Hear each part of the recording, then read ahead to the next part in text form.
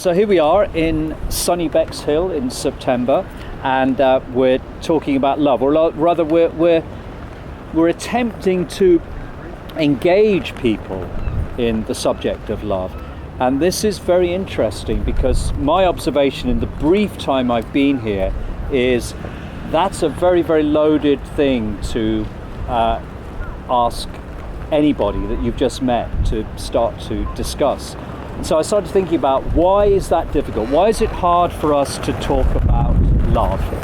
And I've decided that one of the reasons is we're not encouraged from very, very early childhood, when we're passionate about life and the world and the universe around us, and we engage without thinking in everything. Everything is extraordinary, everything is miraculous and wonderful and alive. And as we get older, through parents, teachers, all the structures that are in place in our society, we're discouraged from being alive. We're discouraged in actually being fully involved in anything that really, really moves us. And there's lots of good reasons for that. If you think of having a society where people were really, really passionately involved, imagine how difficult that would be for politicians. Imagine how difficult that would be for the system that controls everything. If people actually thought for themselves and really, really cared about everything. So the easiest thing really is for us to be kind of passive consumers of our lives, rather than actually admit that we're hot-blooded and that things mean something to us. It's very, very touching when you talk to people, because it's clear that so many people are just bubbling under. They so want to be able to express more of who they are. And they feel like they don't have permission. Somewhere in their life, somebody said to them, it's not cool, it's not socially acceptable, it's not polite to be this opinionated, to be this self-interested, to be this passionate about anything. It's awkward, it's uncomfortable. And I think it's partly a Northern European thing. I've traveled in other parts of the world where, you go to South America, go to certain Latin American countries, people have no difficulty standing in the street and dancing because they're full of joy. Joy is not something we allow ourselves very much in our northern Protestant ethic kind of societies. We feel like it's more important to conform. It's more important to be seen to be doing the proper thing.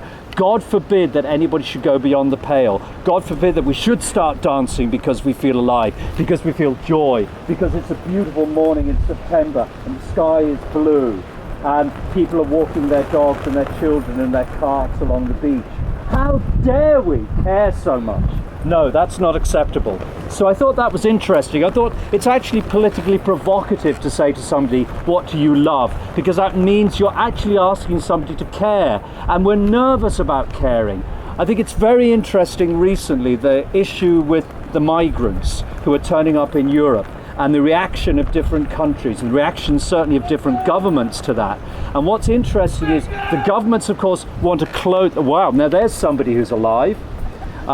There's a disconnect often between the politicians and the control freaks who want to say, no, these people are just economic migrants, they're just here because they want to take advantage of us. And people whose humanity has actually been moved, who are seeing little dead babies washed up on the beach and suddenly are connecting with something humane and important to them. And they want to help. Of course they want to share.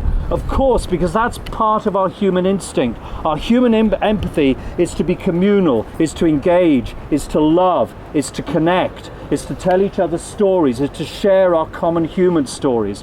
And society as a whole would prefer us to sit passively and be fed the pap that they call celebtocracy and politics and soap operas.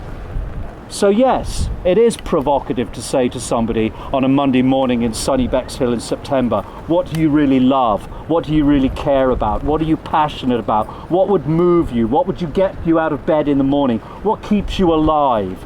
What keeps you connected to your fellow human beings?